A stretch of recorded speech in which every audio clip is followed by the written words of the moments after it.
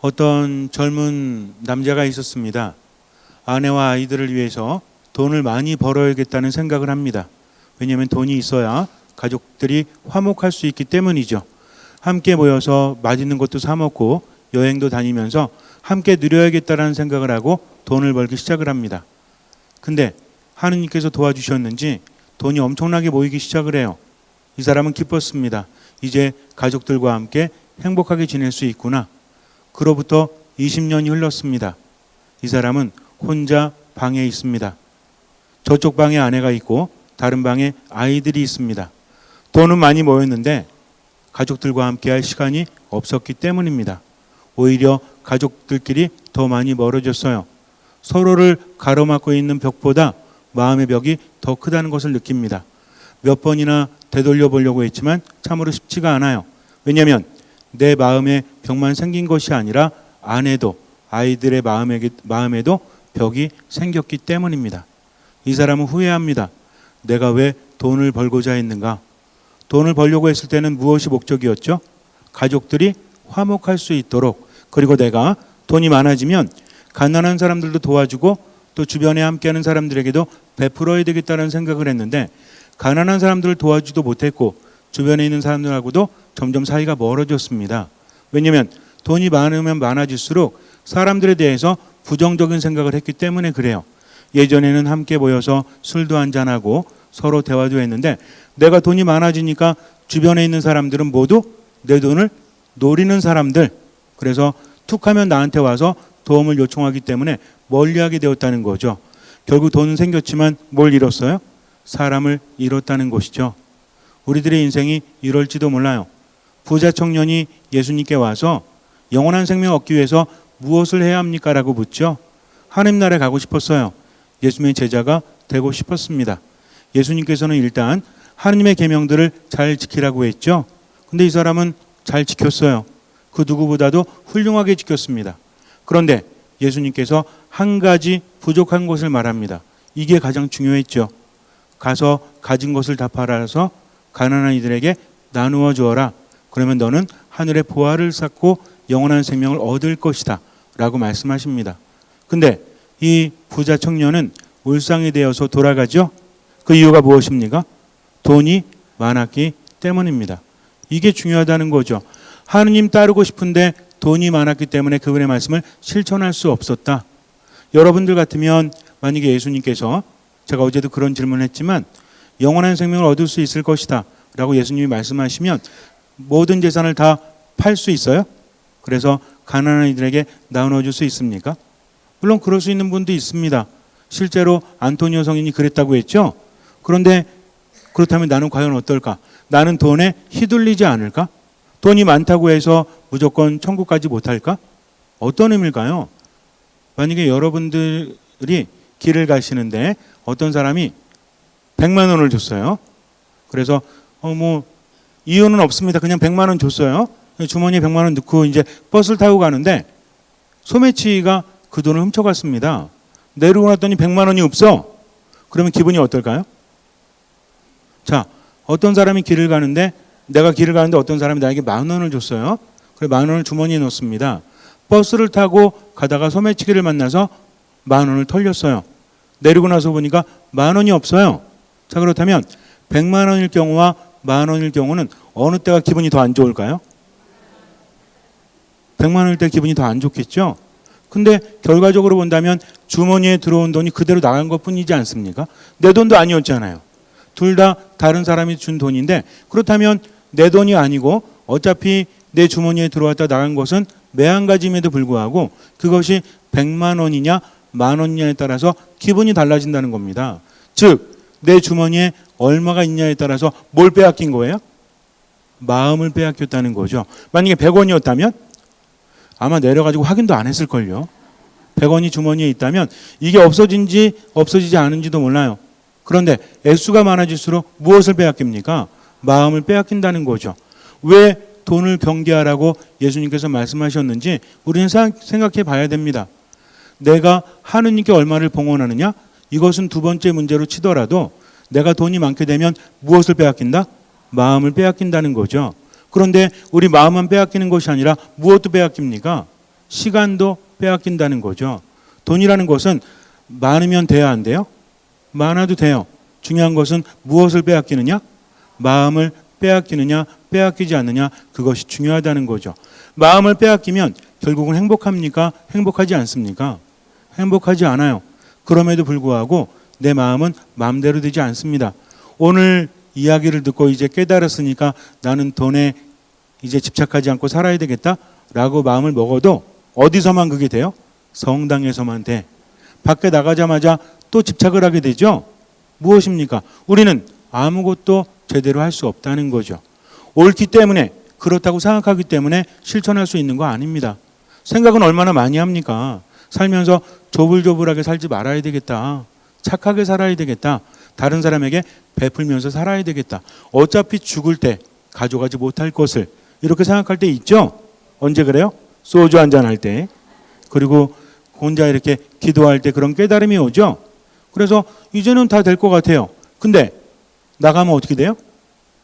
내 안엔 또 다른 내가 있어서 내 마음대로 나를 어찌하지 못한다는 거죠. 이것이 인생입니다. 그렇다면 무엇을 깨달아야 될까요? 어차피 나는 돈에 대해서 자유로울 수 없으니까 돈을 추구해야 되겠다? 그럼 마음 편합니까?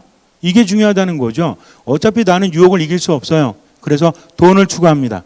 나는 다른 것을 추구합니다. 근데 행복합니까? 행복하지 않다는 거죠. 우리는 이것을 생각해야 돼요. 하느님을 따르느냐, 돈을 섬기느냐. 여기에 있어서 돈을 추구한다고 할지라도 나는 행복하지 않아요. 그러면 하느님을 따르면 행복할까요? 행복하겠죠. 그렇게 배웠잖아요. 그렇게 알고 있잖아요. 근데 마음은 안 동하죠? 왜 그래요? 내 스스로 자신이 없기 때문에 그래요. 괜찮습니다. 그것이 인간이에요. 왜냐하면 두렵기 때문에 그래요. 불안하기 때문에 그래요. 돈이 좋아서가 아니라 돈이 없으면 살아갈 수 없다는 것을 내가 살면서 체험했기 때문에 그래요. 정말 하느님 안에서 무궁무진한 체험을 한다면 바뀔 수밖에 없습니다. 제가 여러분께 말씀드리지만 인간의 삶이라는 것은 바꾸려고 해도 잘 변하지 않아요. 근데 바뀌는 것은 너무나 강렬하다고 했죠. 기드온이라는 사람이 있습니다. 판관이었죠. 판관은 이스라엘의 왕정이 되기 전에, 그러니까 왕이 세워지기 전에 백성들을 이끄는 사람들이었어요. 하느님의 말씀을 듣고 그 말씀대로 백성을 이끕니다. 계속해서 백성들을 다스리던 사람들이 아니라 어느 날 갑자기 하느님의 말씀을 듣고 겸손되이 그분의 말씀을 따랐다는 거죠. 근데 왕은 어떤 사람이에요? 하느님께 기름 부음을 받았다고 할지라도 일단 왕이 되면 자기의 권위대로 백성을 다스리죠. 판관들은 어때요? 일이 있을 때마다 하느님의 명을 받든다는 겁니다. 그러니까 왕과 판관의 차이는 뭐예요? 지속적이냐 지속적이지 않느냐 이것도 있고, 누가 더 겸손하겠어요? 당연히 판관이 더 겸손하겠죠. 어떤 일이 있을 때 그분의 부르심 때문에 지도자가 되었기 때문입니다. 이스라엘 백성들은 가나안에 정착을 하고 나서도 너무나 힘들었어요. 옛날에 이집트를 탈출할 때 야훼의 권능을 체험한 우리 선조들, 정말 힘들었을 때 하느님께서 그렇게 이끌어 주셨다, 그분이 기적을 많이 행하셨다는 말을 들었는데 지금 보니까 어때? 너무 힘들죠. 그러니까 그때 그 하느님은 어디 계시느냐? 우리는 버림을 받은 것이 아니냐? 그러나 하느님은 버리지 않으셨죠. 이스라엘 백성들이 힘든 이유가 무엇이었습니까? 하느님께서 그렇게 만드셨기 때문에? 아니죠. 하느님께서 권능을 보여주셨음에도 불구하고 그들이 하느님을 삶의 중심으로 두지 않았기 때문입니다. 하느님께 감사할 줄 몰랐기 때문에 그래요. 다른 것을 추구하기 때문에 그래요. 우리도 마찬가지예요. 그러다 보니까 환난을 겪을 수밖에 없죠. 중요한 것은 무엇입니까? 하느님 안에 머물 때는 보호를 받지만 하느님 안에 머물지 못했을 때는 보호를 받지 못한다는 거죠. 아이가 엄마 손을 잡고 놀이공원을 이렇게 놀고 있었어요. 근데 엄마가 절대 어디 가지 말고 여기 서 있어라, 엄마 아이스크림 사올 테니까 라고 말했어요. 사람들 줄이 많으니까 잠깐 여기 서 있으라고 합니다. 물론 데려갈 수도 있지만, 근데 아이는 자꾸만 뭔가를 보고 싶어 하니까 안 따라가려고 그래요. 그래서 조금만 기다리려고 그러고 아이스크림 사왔더니 애가 없어. 여기저기 막 돌아다닌 거죠. 엄마 말, 처음부터 엄마 말 어기려고 엄마가 여기서 싫은데 알았어요 그런 거예요? 처음에는 엄마 말대로 하려고 했죠. 근데 보다 보니 어때? 신기한 게 너무나 많아요. 사람들이 여기저기 왔다 갔다 하니까 자기도 모르게 발걸음을 옮깁니다. 그리고 나서 엄마를 잃어버렸죠.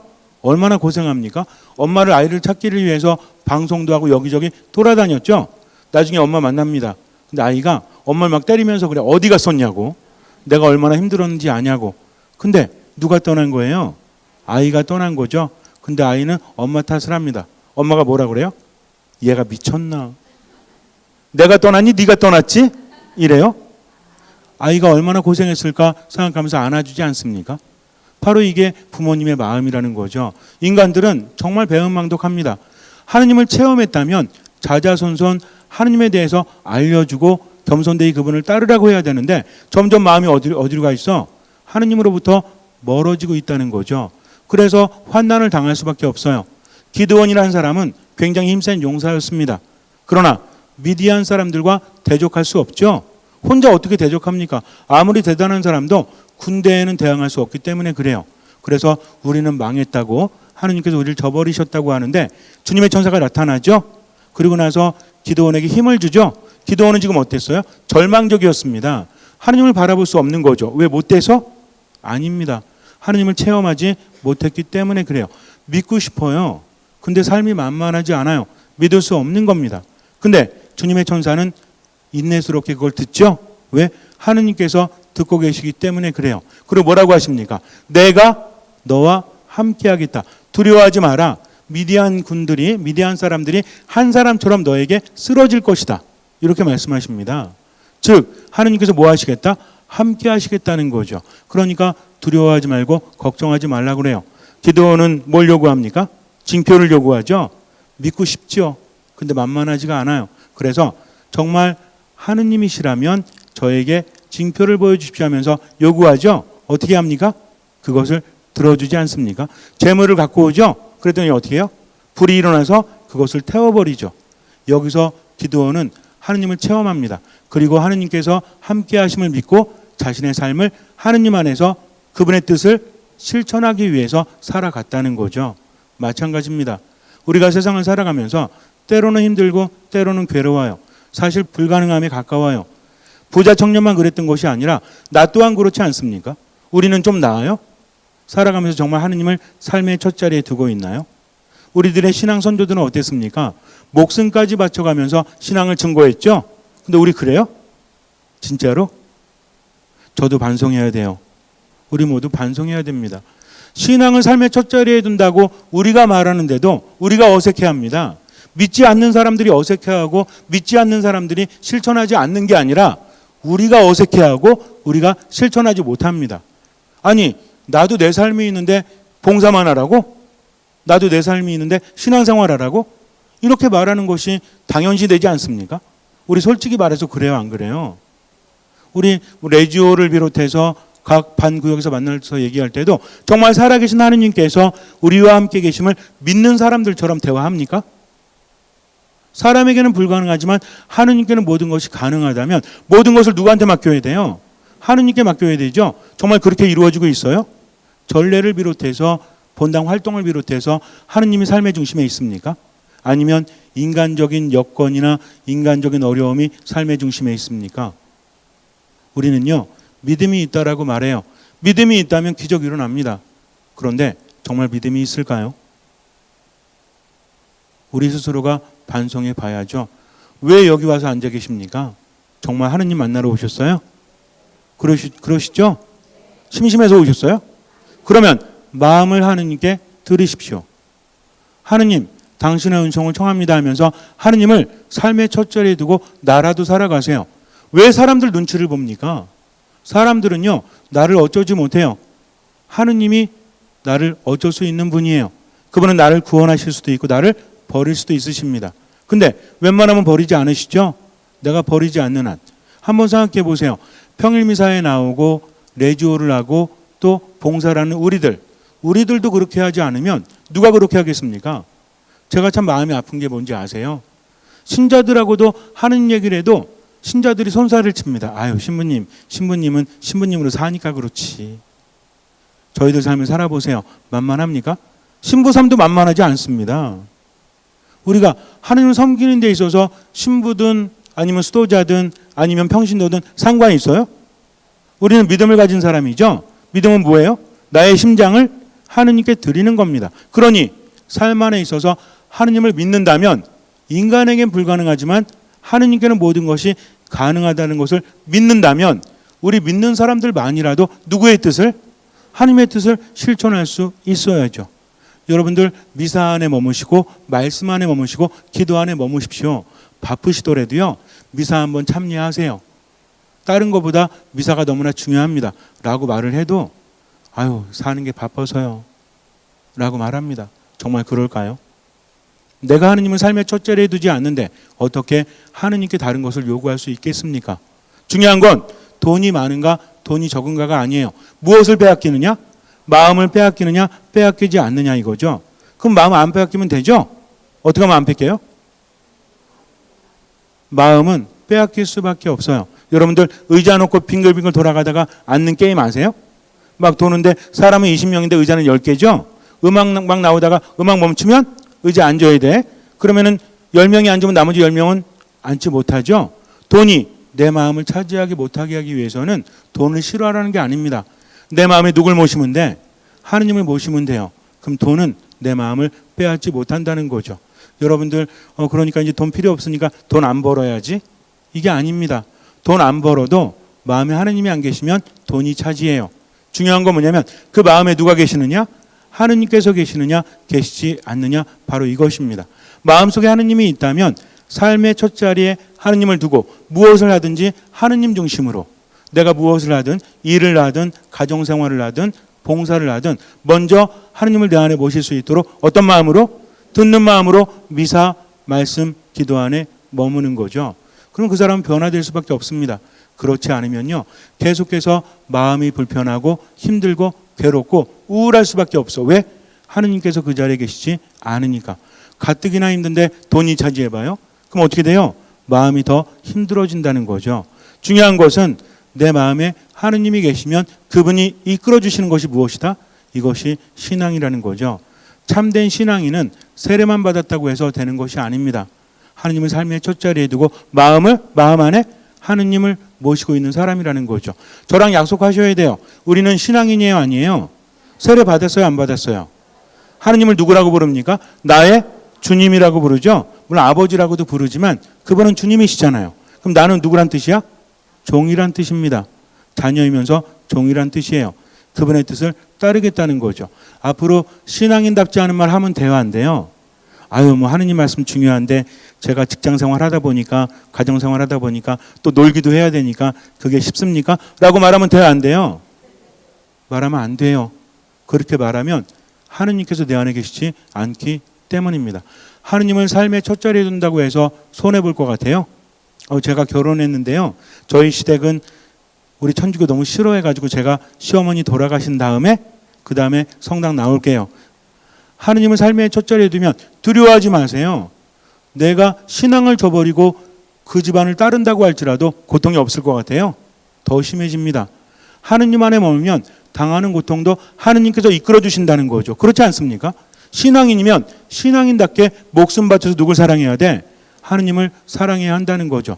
어정쩡하게 하느님 따라서는 아무것도 되지 않습니다. 저는 바빠가지고요. 이러면서도 바쁘기는커녕 놀 건 다 놀면서도 미사 안 한다? 그럼 돼요, 안 돼요? 돼요, 괜찮아요.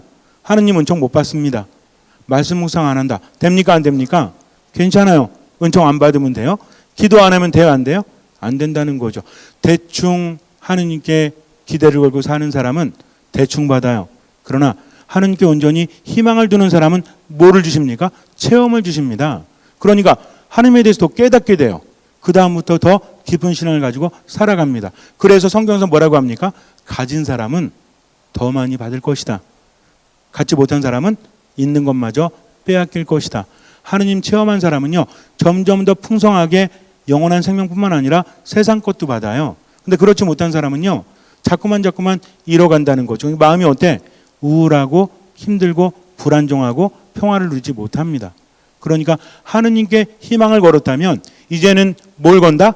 목숨을 걸고 그분의 뜻을 실천한다. 할 수 있는 만큼만 나머진 주님께 맡기는 거죠. 뭐가 일어납니까? 기적이 일어납니다. 잠시 눈을 감으세요. 참된 신앙인으로 살아가세요. 신앙은 기본적인 것입니다. 하느님의 뜻을 듣고 그 뜻을 따라가는 거죠. 신앙인들에게 안 됩니다. 없어요. 하느님께서 함께 하시면 모든 것이 가능하기 때문입니다. 내가 믿음이 있는지 없는지는 내 마음이 잘 알아요. 그러니까 기도 중에 듣는 마음으로 온전히 머무십시오. 믿음은 자라납니다. 미사, 말씀, 기도 안에 겸손되이 머무십시오. 그분의 말씀을 듣고 최선을 다해서 지금 실천하십시오. 나머진 주님께 맡기십시오. 주님께서는 그 믿음을 보시고 우리 삶에 놀라운 기적을 일으켜 주실 것입니다.